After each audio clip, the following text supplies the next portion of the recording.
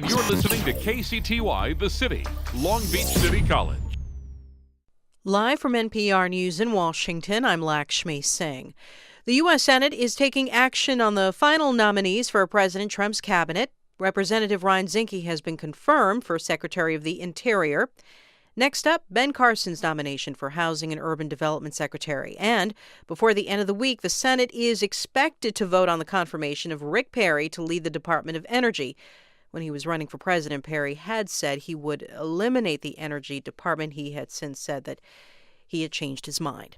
Republicans are elated with President Trump's first address to Congress. NPR's Ron Elving says the consensus is that Trump's speech last night may have been his most presidential yet. He should see a good bounce from this speech, not only because it was forceful and presidential, but because it did seem to have a balance between the people he appealed to in the campaign and the people he will also need to unite the country. But soon, of course, all the conflicts within the Republican Party and between the two parties are going to manifest themselves as Congress comes to grips with his actual proposals on budget, his actual proposals on immigration, his actual proposals on repealing and replacing Obamacare. The Dow Jones Industrial Average has crossed the 21,000 mark for the first time. NPR's Yuki Noguchi has more. Investors are reacting to comments from Federal Reserve officials indicating greater likelihood of another interest rate hike in March. That would provide a boost to the financial sector. Bank stock indices were trading up 2% or more. Stocks also gained following President Donald Trump's address to Congress on Tuesday, which struck a lighter tone and repeated some of his pro-economic growth agenda.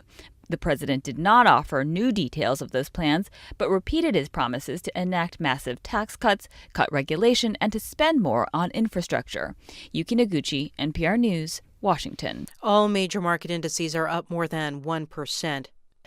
Arkansas is recovering from a destructive storm system. In the northern part of the state, there are reports of 40 damaged homes, many of them mobile homes. An emergency management spokesman says that in White County, 10 to 15 people were taken to hospitals. No word yet on the extent of their injuries.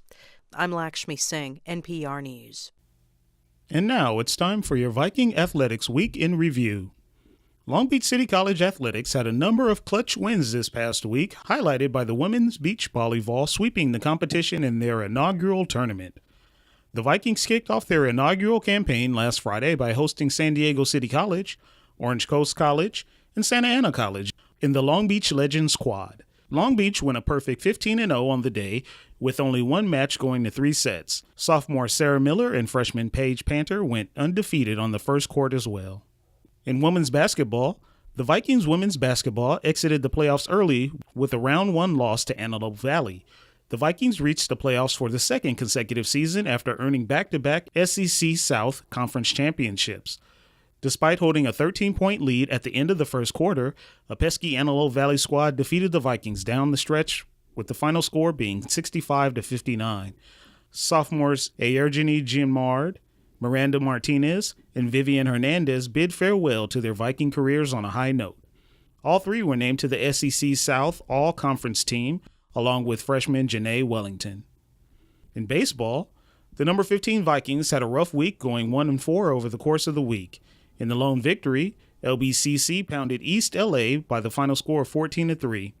The Vikings, who are 6-1, will look to stop the bleeding on the road today at Mount San Antonio at 2, a home game on Saturday versus Mount San Antonio at 12, and back again Tuesday at East Los Angeles at 6 p.m. Moving on to softball, the Vikings went 1-3 on the weekend, but remain undefeated at home by earning a 2-1 victory in extra innings against Rio Hondo. With a 7-7 record overall, Viking softball looks to climb their way up the rankings, with games coming today at 3 versus Chaffee, Saturday's 1 p.m. home game versus Santa Barbara, and Tuesday's home game versus Mount San Antonio at 3.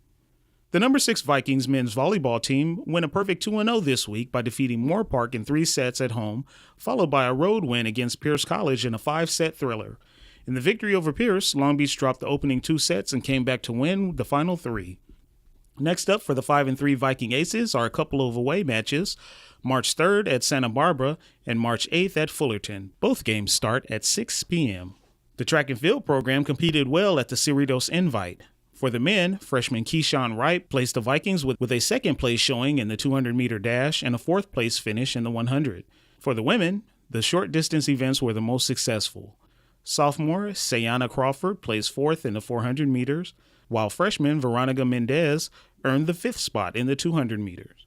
Freshman Aliyah Abdul-Rahman sped to a 6th place finish in the 100-meter dash.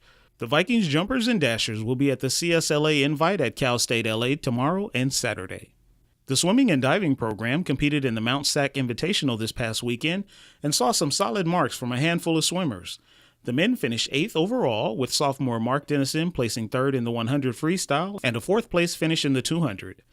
The women earned 11th place out of 17 teams, with freshman Samantha Woolley pacing the pack after standing atop the podium with a meet best mark of 29.67 in the 50 backstroke.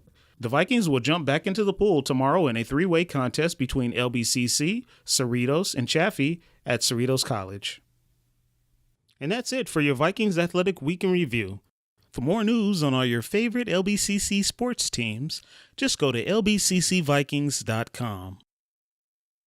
You're listening to KCTY The City, Long Beach City College.